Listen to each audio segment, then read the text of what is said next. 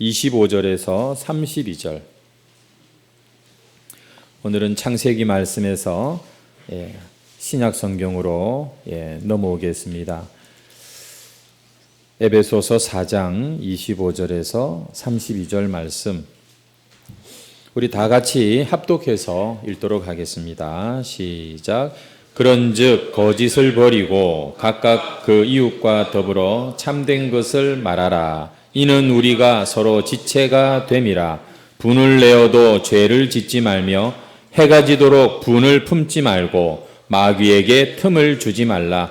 도둑질하는 자는 다시 도둑질하지 말고 돌이켜 가난한 자에게 구제할 수 있도록 자기 손으로 수고하여 선한 일을 하라. 무릇 더러운 말은 너희 입 밖에도 내지 말고 오직 덕을 세우는데 소용되는 대로 선한 말을 하여 듣는 자들에게 은혜를 끼치게 하라. 하나님의 성령을 근심하게 하지 말라. 그 안에서 너희가 구원의 날까지 인치심을 받았느니라. 너희는 모든 악독과 노함과 분냄과 떠드는 것과 비방하는 것을 모든 악의와 함께 버리고 서로 친절하게 하며 불쌍히 여기며 서로 용서하기를 하나님이 그리스도 안에서 너희를 용서하심과 같이 하라. 아멘. 오늘 본문 말씀으로 치유가 일어나는 교회 라는 제목으로 한번 또 말씀을 나누겠습니다. 한번 따라하겠습니다. 치유가 일어나는 교회. 우리가 그동안 아브라함의 초기 신앙생활하는 모습을 창세기를 통해서 살펴왔습니다.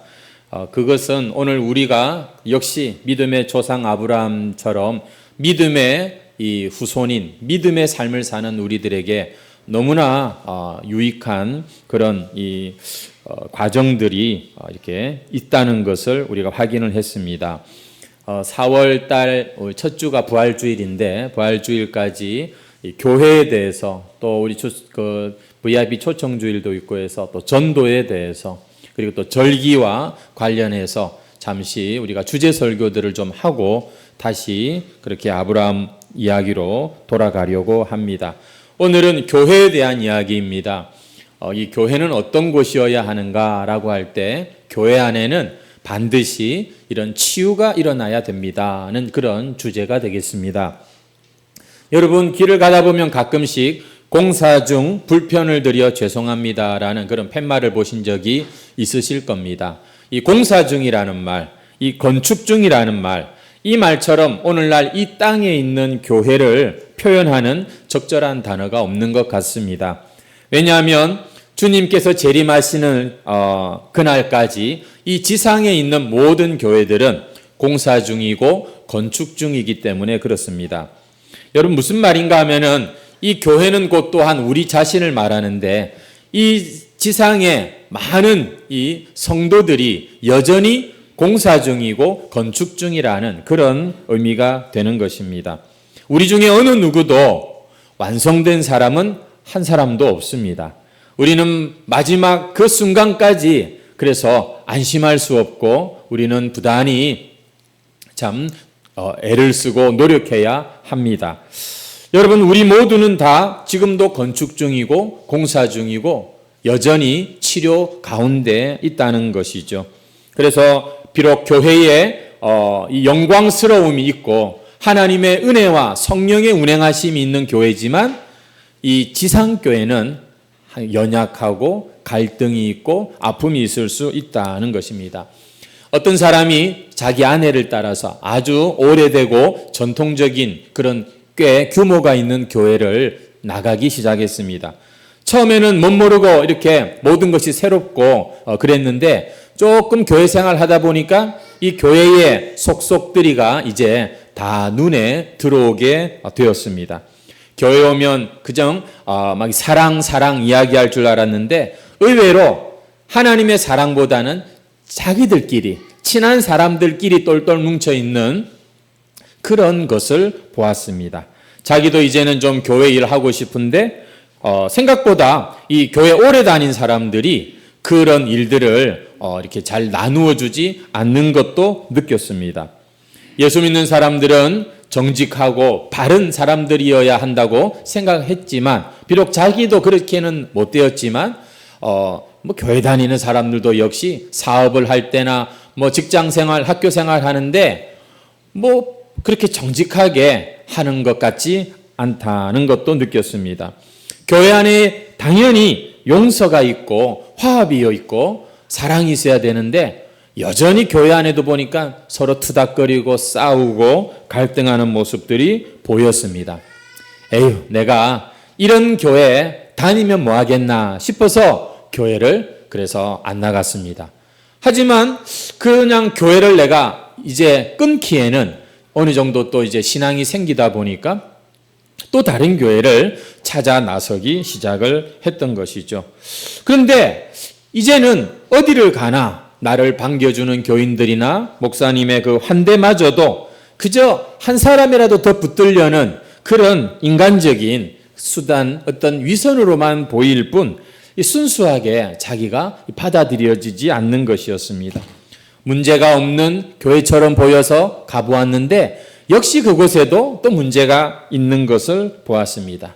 이 사람은 그래서 언제부턴가 교회에 대해서 생각할 때 아주 비판하는 그런 막 이렇게 막 흥분해 가지고서 비판하기도 하고 때로는 아예 이 교회에 대해서 냉랭한 그런 마음으로 냉소주의로 이렇게 참 생각하면서 그 신앙이 자라지 못하는 가운데 여전히 행복하지 못한 그런 참 이 불행한 성도로 살아가고 있다는 그런 이야기를 말씀을 드립니다.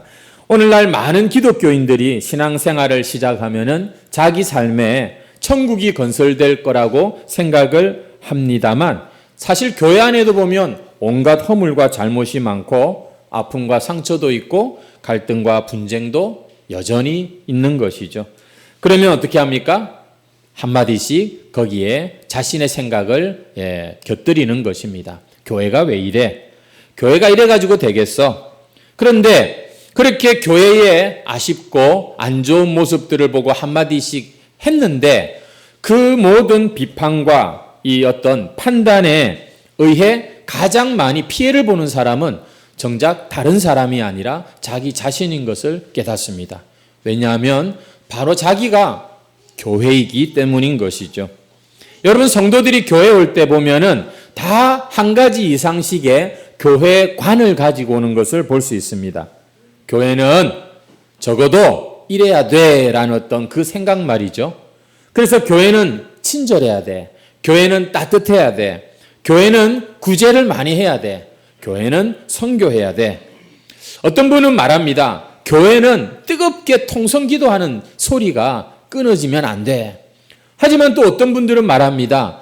교회 안에서 막 그렇게 소리 지르면서 기도하는 것보다는 조용히 인격적으로 자신의 어떤 그런 이 기도를 신사적으로 야단스럽게 하지 말고 좀 조용히 기도하면 좋겠다. 이렇게 똑같은 기도에 대해서도 다르게 생각하는 분들이 있습니다.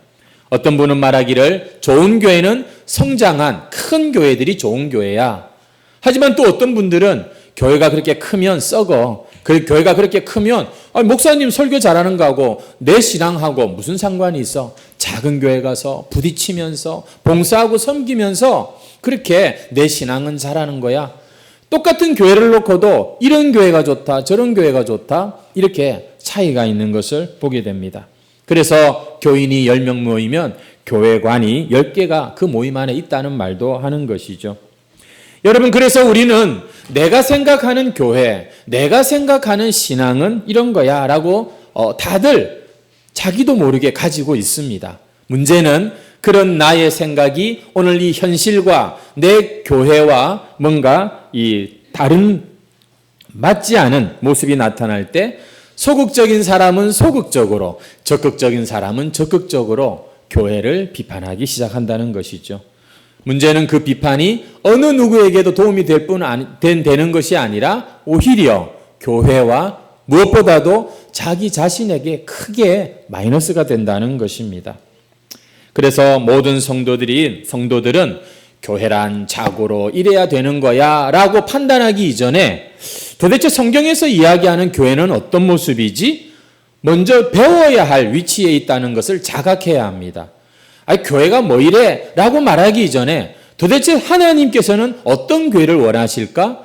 그 말씀으로 돌아가고 그 말씀을 듣는 것이 훨씬 더 지혜롭고 여러분 사실은 우선순위가 맞는 것이죠. 왜냐하면 우리는 오늘도 이렇게 주일날 교회 와서 예배하지만 또 한 주간 내내 이 세상의 그런 그릇된 가치관과 상식에 익숙하여 살아가는 그런 자들이기 때문에 내 판단, 내 생각이 반드시 옳다. 그게 진리고 그게 성경적이라고 말할 수는 없다는 것입니다. 오히려 주님의 교회가 어떤 곳인지, 왜 교회 안에는 이런 연약함이 있는 것인지, 왜 교회가 내 생각과 이렇게 다른 것인지를 우리는 여러분 사실 한번 배워야 할 위치에 아직도 있다. 이렇게 봐야 되는 것이죠. 내가 그렇게 비판했지만 사실은 그 비판은요, 나를 향한 비판이라고 해도 틀린 말이 아닌 것입니다. 난 교회에서 상처받았어. 그렇게 말하는 분이 있을지 모르겠지만 사실 그분은 자기도 모르게 다른 사람에게 상처를 주었을 확률도 많은 것이죠. 왜냐하면 우리는 아직도 완전하지 못한 그런 존재들이기 때문입니다. 우리 한번 옆에 있는 분들에게 한번 그렇게 인사 한번 하시면 좋겠어요. 그동안 불편을 드려 죄송합니다. 내가 완전하지도 못하면서 그래서 우리가 그런 좀 겸손한 마음으로 오늘 교회에 대해서 한 번 더 우리가 배워보는 시간을 가지면 좋겠습니다. 신학교 가니까 교회를 가르치는데 제일 먼저 들은 얘기가 이거였어요. 교회에는 무형교회가 있고 유형교회가 있다. 무형교회는 보이지 않는 교회고 유형교회는 보이는 교회다.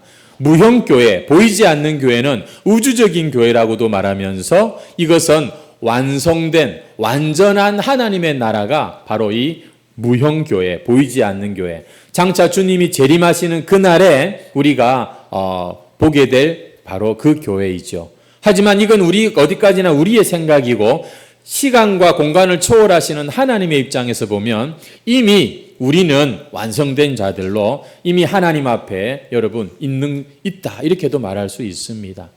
이 무형교회는 그래서 천국의 바로 그 완전한 하나님 나라를 말한다면 유형교회, 눈에 보이는 이 교회는 이 지상에 있는 이 지역교회들, 우리 해광교회와 같은 이런 이 땅의 교회들을 유형교회, 보이는 교회라고 말합니다. 중요한 것은 이 눈에 보이는 유형교회는 완전할 수 없다. 완성되지 못했다.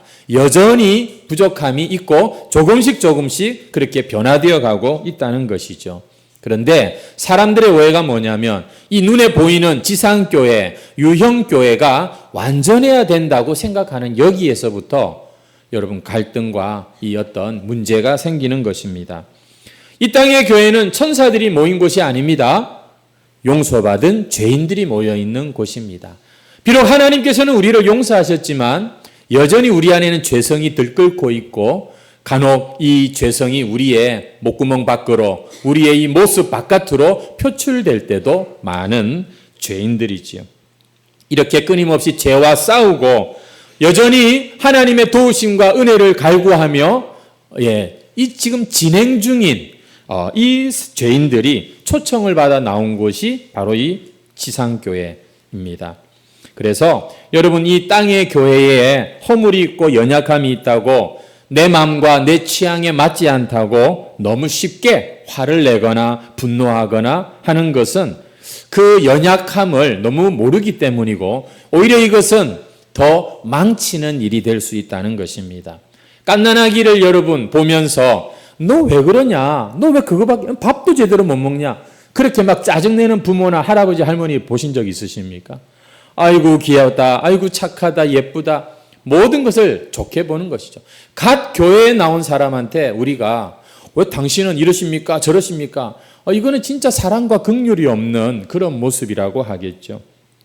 우리가 부부간에도 참 뭐랄까요? 진짜 좋은 그런 부부의 상을 서로 이야기할 수는 있지만 당신 왜 그래? 왜 이 모양이야? 이렇게 하면 결국 그것은 나의 가정을 스스로 깨트리는 그런 행위가 되겠죠. 사랑하는 성도 여러분, 오늘 우리가 이 교회를 지금 이야기하고 있는데 교회에 대해서 우리가 너무 쉽게 판단하고 정죄하고 비난할 때 가장 큰 피해자는 내 자신이 된다는 것을 잊어서는 안 되겠습니다. 왜냐하면 우리는 한 몸이고 우리는 한 가족이고 내가 바로 이 교회이기 때문에 나에게 상처를 주는 것이 되는 것이죠. 그렇습니다. 정말 여러분 자신과 한번 주변을 보십시오. 늘 부정적인 말 비판하는 사람들이 보면 신앙이 가장 마이너스, 가장 손해를 보는 것입니다. 오늘 우리는 에베소서라고 하는 이 성경을 읽었는데 사도 바울이 에베소 교회에 보낸 서신입니다. 이 에베소서는 크게 교회에 대한 이야기를 다루고 있는 서신인데요. 여러분, 이 바울이 에베소 교회를 향하여 지금 보내는 이 편지는 특별히 이 에베소 교회는 그 당시 소아시아에 있는 여러 교회들 중에서 장자 교회로 인정을 받는 교회였습니다. 왜냐하면 이 에베소 교회를 개척한 분이 사도 바울이시고 그분은 사실은 잠깐 교회를 이제 세우고 또 이동하고 하는 분인데 이 에베소 교회에서 3년 동안이나 아예 머물면서 교회의 기초를 잘 다져놓고 제자들을 훈련시킨 교회입니다. 그 외에도 계속해서 그 교회에 후임으로 온 목회자들도 아주 유명한 분들이고 또 이 에베소라고 하는 도시 자체가 큰 도시입니다. 큰 도시에 교통이 아주 편리한 그런 곳에 위치한 이 에베소 교회는 소아시아 교회들 중에 가장 영향력 있는 그런 장자교회. 그래서 요한계시록에 보면은 예수님께서도 이 에베소 교회의 그러한 부분을 인정해 주시는 것을 볼 수가 있죠. 그런데 오늘 우리가 읽은 이 본문의 이 에베소 교회를 향한 바울의 지금 권면을 가만히 보다 보니 깜짝 놀랄 말들이 있습니다. 무엇입니까? 25절을 다시 보시면 그런즉 거짓을 버리고, 무슨 말이에요? 교인들 중에 거짓말쟁이가 있다는 얘기죠. 26절을 보십시오. 분을 내어도 해가 지도록 분을 품지 마라. 이 교회 안에 보니까 혈기 부리는 자들이 있더라는 것입니다. 28절 말씀을 보니까요. 도둑질하는 자는 도둑질하지 말고, 교인들 중에 이 남의 물건에 손대는 도둑놈이 있다는 것이죠. 여러분, 안 그러면은 멀쩡한 지금 성도들한테 도둑질하는 자는 이렇게 말할 이유가 없겠죠. 29절 말씀해 보니까 무릇 더러운 말은 너희 입 밖에도 내지 말고 입만 열면 상소리하고 음담패설하고 아주 그런 이 더러운 말들을 짓거리는 사람들이 여전히 그 교회 안에 있더라는 것입니다. 이 에베소 교회는요, 꽤 좋은 교회로 평할 수 있는 교회입니다. 그럼에도 불구하고 여전히 그들 안에는 좋은 사람들만, 정말 예수님 같은 분들만 있는 것이 아니라 죄인들이 여전히 있고, 중요한 것은 그들이 조금씩 변화되어가는 이 과정 가운데 있다라는 것이지요. 왜 사람들이 교회를 보고 실망합니까? 교회에서 천국을 기대하기 때문입니다. 하지만 좋은 교회는 여러분 천국이라기보다는 병원이다, 이렇게 말할 수가 있습니다. 한번 따라하시죠. 교회는 병원이다. 병원에 가면 누가 있습니까? 의사도 있지만 또 누가 있습니까? 환자들이 있는 곳이죠. 저도 얼마 전에 병원을 갔는데 어쩜 그리 환자들이 많은지요. 요즘 진짜 병원간이 그렇게 환자들이 많은 줄 몰랐습니다. 여러분, 이 교회가 어떤 곳이라고요? 천국이라기보다는 사실은 병원이다. 천국의 모습으로 가고 있는 그런 병원인 것입니다. 그래서 교회 안에는 거만한 사람, 우리가 세상에서 흔히 볼 수 있는 이기적인 사람, 욕심 많은 사람, 혈기 많은 사람, 아직도 술, 담배 못 끊는 사람, 아직도 노름판에 이 기웃거리는 이런 사람들도 얼마든지 교회 안에 있을 수가 있는 겁니다. 문제는 그분이 방향을 잘 잡고 지금 계속해서 잘 변화되고 있느냐의 모습이겠죠. 이런 변화를 가져오기 위해선 여러분 치유가 되어야 하는 것입니다. 그래서 진정한 교회의 이 자랑은 뭐냐면 치유가 있느냐 없느냐 이것입니다. 변화가 있느냐 없느냐 이것이에요. 그래서 우리는 교회에 대한 개념부터 바꿔야 합니다.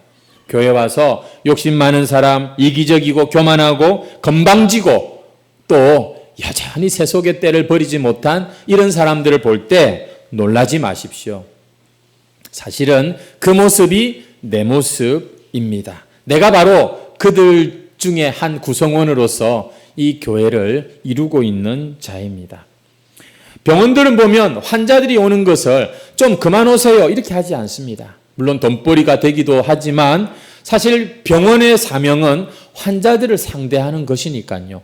최선을 다해서 환자들을 진료하죠. 교회도 마찬가지입니다. 착한 사람, 좋은 사람들만 오기를 바라기보다는 어떤 사람이든지 그 누구든지 이곳에 와서 예수님의 이 치료를 받고 변화를 이루는 이런 것을 생각하면서 우리는 우리의 문을 좀 더 활짝 열어야 되겠습니다. 그리고 우리가 볼 때 여전히 흠이 많고 아무리 약해 보이고 부족해 보여도 그 사람은 주님의 피로 값주고 사신 주님의 영광스러운 교회인 것입니다. 우리가 교회 와가지고서 서로 그런 차원에서 비난하고 정죄하면 안 되겠습니다. 여러분 병원 가서 환자들끼리 서로 막 비난하고 정죄하지 않습니다. 다 아파서 온 거예요. 잘 치료받고 빨리 회복되고 가시기를 바랍니다. 이렇게 말하지 너는 뭐 어쩌다가 거길 다쳤느냐 막 이러면서 서로의 그 상처와 이 아픈 것을 가지고서 비난하거나 하지 않습니다. 마찬가지로 교회 안에서도 이러한 분위기가 좀 필요한 거예요. 간혹 보면 제가 보니까 그래요. 저를 포함해서 뭐 잘하면 얼마나 잘하겠습니까? 근데 남 못하는 거 그거를 그렇게 아프게 지적하고 헤집고 비난하고 정죄합니다. 사실 그런다고 바뀌는 건 아니죠. 이게 왜 그런가 하면 이게 사실은 교만입니다. 그 사람을 낮춤으로써 나는 너와 다르다라고 하는 이 선악과 먹은 죄인의 본성이 거기에서 나오는 것이지요. 어떤 분들은 이야기합니다. 좀 세게, 좀 강력하게 리더십을 좀 발휘하고 확실하게 꾸짖고 야단치고 좀 그렇게 하시면 좋겠습니다. 라고 얘기를 하는 분이 있었어요. 저한테. 근데 제가 여러분 왜 이 힘이 없냐면 평소에 왜 제가 이 말에 좀 이렇게 힘이 없냐면 원래 제가 이 말주변이 없고 좀 우둔함도 있습니다만 사실은 내가 누군가의 어떤 문제나 그런 것들을 볼 때 뭐 나라고 별게 없다는 생각이 듭니다.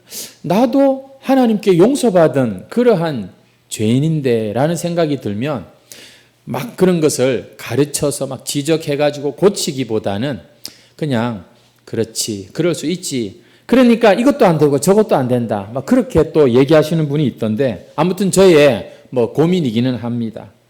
성도 여러분, 우리 해광교회 우리의 신앙생활은 완전함을 벌써 이룬 것이 아니라는 것을 우리가 알아야 되겠습니다. 여전히 치료 중이고 여전히 공사 중인 그런 곳이라는 거지요. 한번 따라하겠습니다. 나도 환자, 너도 환자. 여러분 치료 잘 받고 계십니까?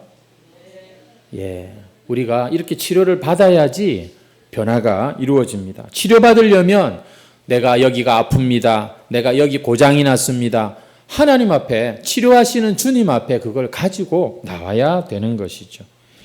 우리 해광교회가 진짜 병원 같은 교회라면 치료의 역사가 일어나게 됩니다. 하지만 치료는 하나님이 하시지만 여러분 먼저 치료받은 자들이 좀 이 치료하는 분위기를 만들 필요는 있습니다. 어떤 분위기일까요? 여러분 오늘 말씀 이 32절 말씀을 한번 가보시겠습니까? 한번 우리 같이 읽겠습니다. 시작. 서로 친절하게 하며 불쌍히 여기며 서로 용서하기를 하나님이 그리스도 안에서 너희를 용서하신과 같이 교회의 치료의 이 역사, 치료의 분위기가 되려면 오늘 이 32절 말씀에 아주 구체적인 방법이 나옵니다.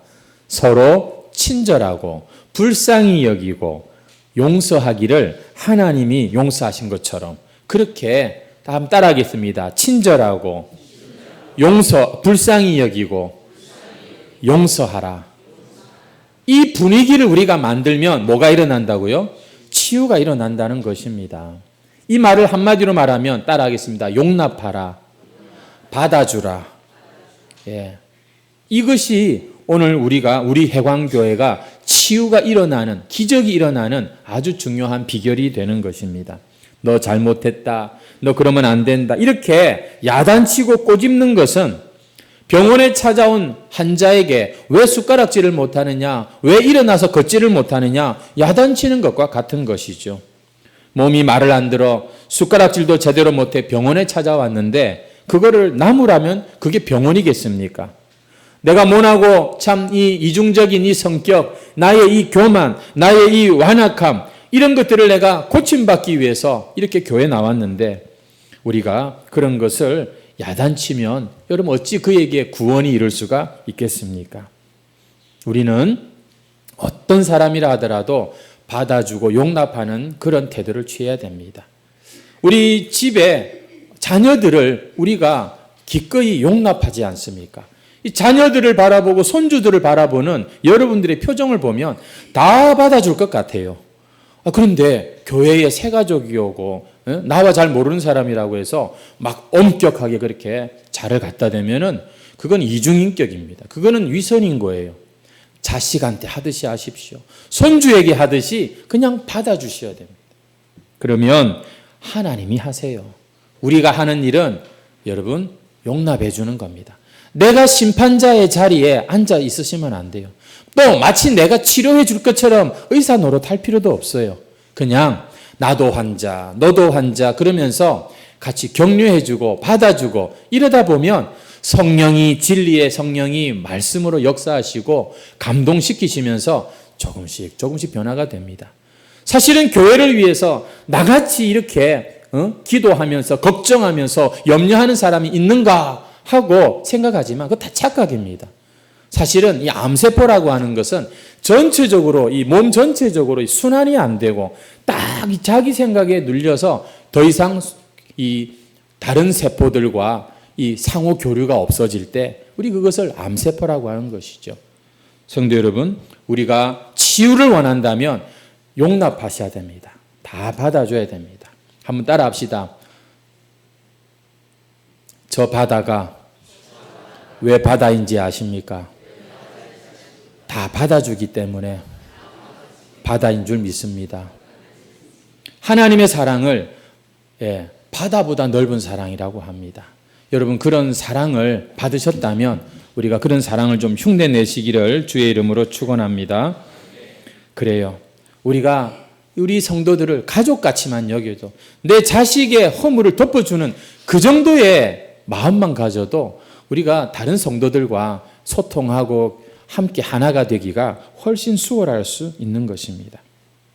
가르쳐도 막 그렇게 야단치듯이 가르치면 안 되고 아니야 이건 이런 거야 깐난애기 하나씩 가르치듯이 그렇게 해야 되는 것이죠. 또 하나 여러분 우리가 이런 치유를 경험하기 위해서는 반드시 꼭 알아야 될 게 있는데 자꾸 이 부정적인 쪽으로 우리가 가면 안 됩니다. 긍정적인 쪽으로 계속해서 우리가 나아가야 된다는 것이에요. 오늘 본문에도 보니까 그래요. 보니까 바울이 뭐 하지 마라 여기서 끝나는 것이 아니라 그 즉시 하라. 긍정적인 것을 가지고서 가르치는 것을 볼 수가 있습니다. 이게 보니까 바울이 확실히 공부를 많이 하고 똑똑한 사람인 것 같아요. 사람은 그렇습니다.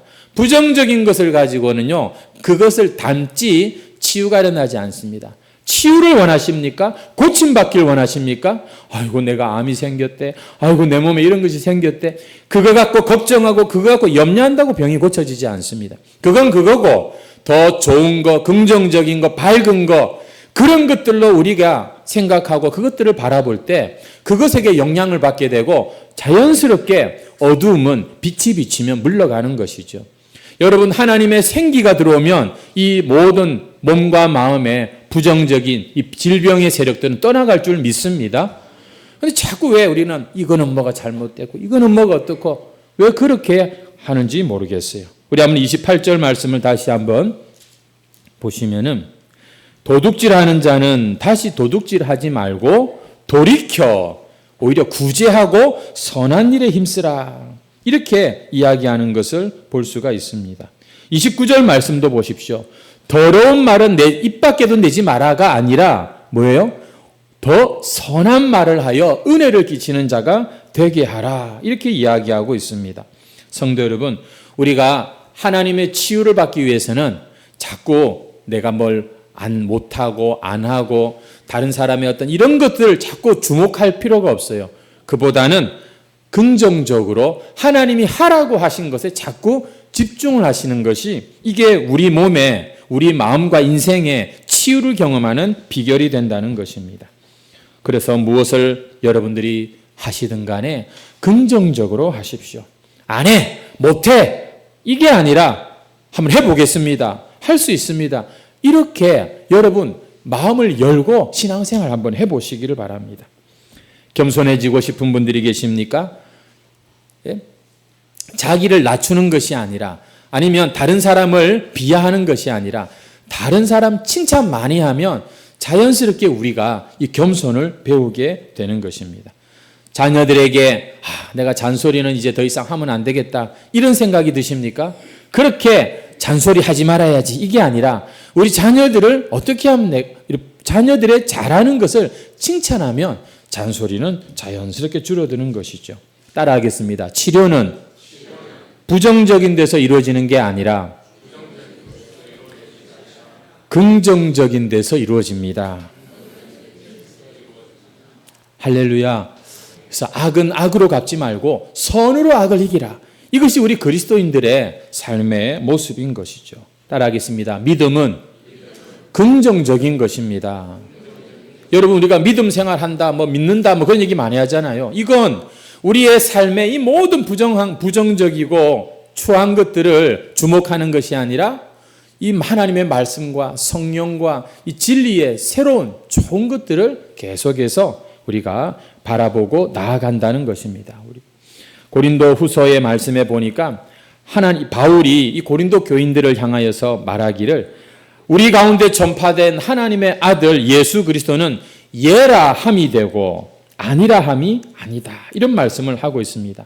하나님의 약속은 얼마든지 그리스도 안에서 예가 되나니 그런즉 우리가 말로 아멘하여 하나님께 영광을 돌리느니라. 이런 말이 있습니다. 성도 여러분, 오늘도 주일날 교회 와서 뭔가 변화를 원하고 치유를 원한다면 아멘, 아멘 하면서 여러분의 마음을 새롭게 그렇게 긍정적으로 바꾸시기를 주의 이름으로 축원합니다. 신앙생활은 예 하는 거예요. 아멘 하는 거예요. 내가 할 수 없어도 아멘 하라니까요. 그러면 도와주세요. 하나님이 그 믿음에 도울 힘을 주시는 겁니다. 세상에 예루살렘 예수님 당시에 얼마나 많은 병자들이 있었는지 몰라요. 하지만 네 믿음대로 될지어다 하면서 믿음을 가지고 예수님께 나아온 그들이 예수님께 치료받았다는 거 아시죠? 오늘도 마찬가지예요. 하나님, 저를 주님께 맡깁니다. 하나님, 제가 할 수 있게 도와주십시오. 이렇게 우리가 하나님하고 이게 지금 코드가 맞고 주파수가 맞아야 되는데 이 긍정의 긍정이 되시는 하나님을 믿는다고 하면서 부정과 이 모든 어두운 것만 잔뜩 가지고 우리가 앉아 있다면 너무나 어울리지 않는 그림이 되는 것이죠. 그리고 마지막으로 여러분, 우리가 이렇게 교회가 치료의 역사가 일어나기 위해서 이런 치료하는 영적 병원과 같은 해관교회를 만들기 위해서 우리는 보다 더 작은 모임에 참여할 필요가 있습니다.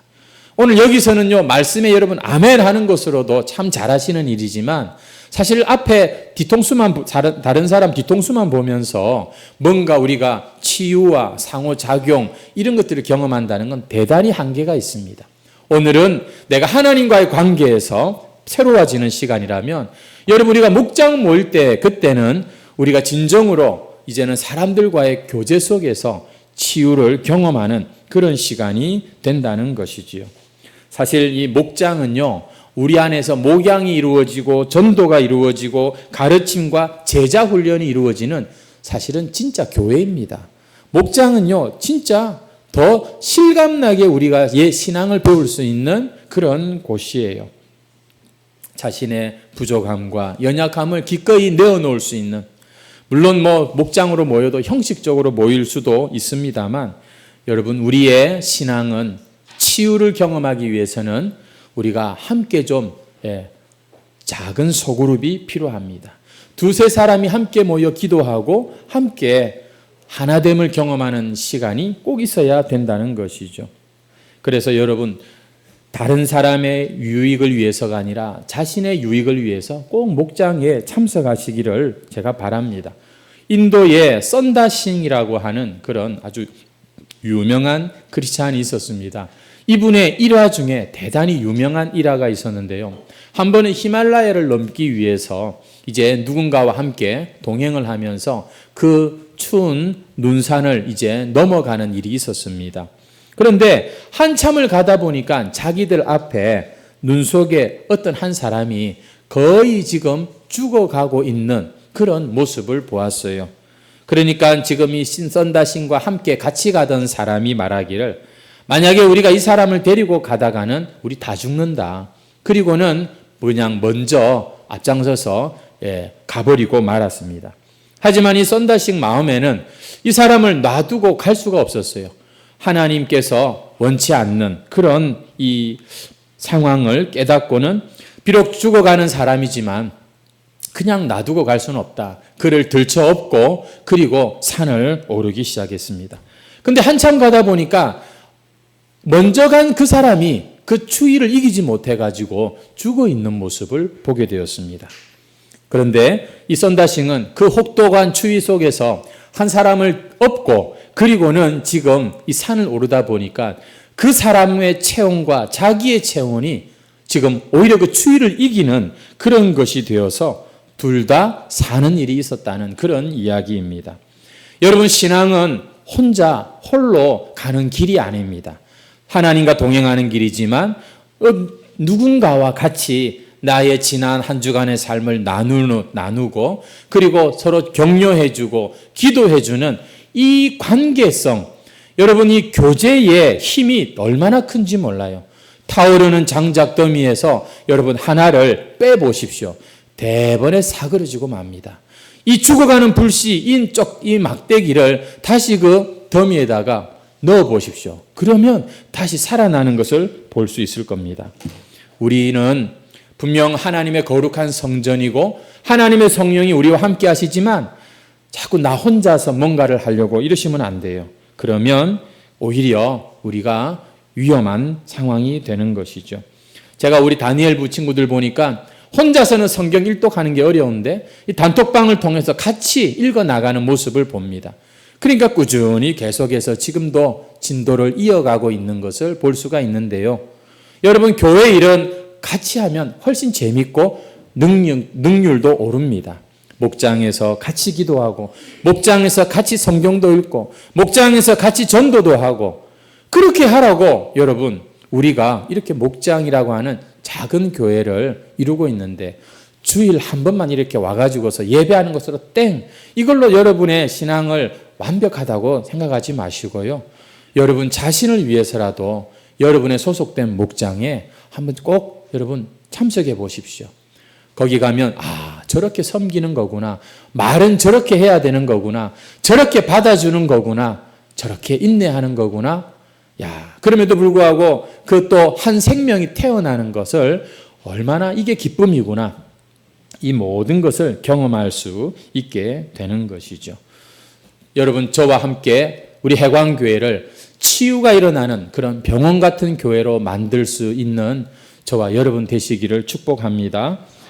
우리가 다 부족하지만 그러나 기꺼이 용납해주고 그리고 우리가 긍정적인 이 마음으로 하나가 되면 하나님의 성령이 일하십니다. 그래서 성령이 하나 되는 것을 힘써 지키라 이렇게 말씀하십니다. 그 하나됨만 잘 지키면 성령이 일하시는 곳이 바로 이 교회이기 때문인 것이죠. 한번 따라하겠습니다. 나도 공사 중, 너도 공사 중, 나도 치료 중, 너도 치료 중, 나에게는 당신이 필요합니다. 당신도 내가 필요합니다. 그러면 여러분, 우리 안에서 놀라운 치유와 변화가 일어날 줄 믿습니다. 교회를 오래 다닌 걸 자랑하지 말고 내가 어떤 것들이 변화되었나 이걸 얘기하는 것이 이게 바로 신앙생활의 모습인 것이죠. 우리 해광교회가 이런 치유하는 교회가 되기를 주의 이름으로 축원합니다. 찬송가 208장 드리겠습니다.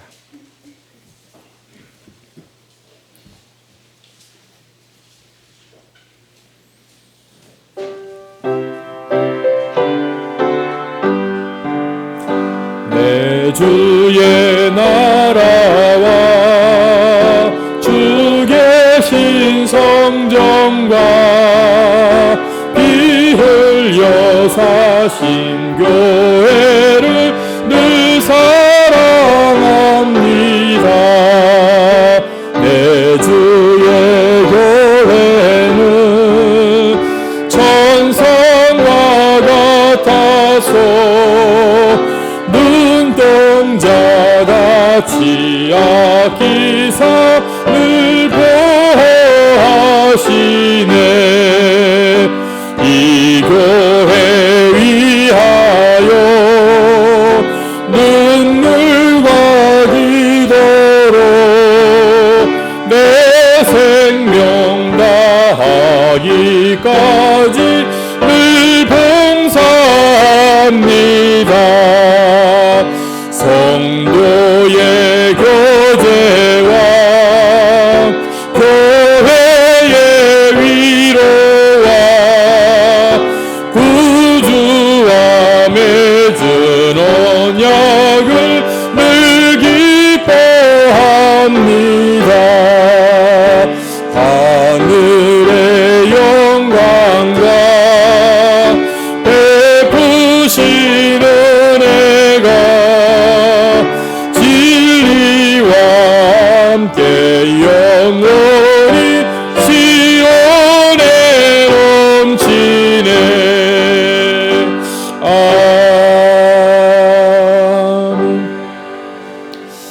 자, 우리 하나님 말씀을 생각하시면서 우리 한번 같이 기도했으면 좋겠습니다. 하나님, 제가 오랜 세월 교회를 다녔는데 다시 한번 주님의 이 치유와 이 회복을 사모하며 기도합니다. 제 안에 참 주님의 말씀으로, 하나님의 사랑으로 성도의 교제 가운데 변화와 치료를 허락하여 주시옵소서. 여러분의 그 문제가 어떤 문제든지 간에 성격적인 문제도 좋고 또 질병적인 문제도 좋습니다. 특별히 오늘 서로 용납하라고 말씀하시고 긍정이 되라고 말씀하십니다. 주님, 제가 기꺼이 용납해주고 또 참 긍정적으로 우리가 나아가면서 이런 치료하는 분위기를 만드는 우리 해광교회가 되게 해달라고. 우리 한번 다 같이 말씀을 생각하시면서 우리 주의 한번 외치고 통성으로 기도하겠습니다.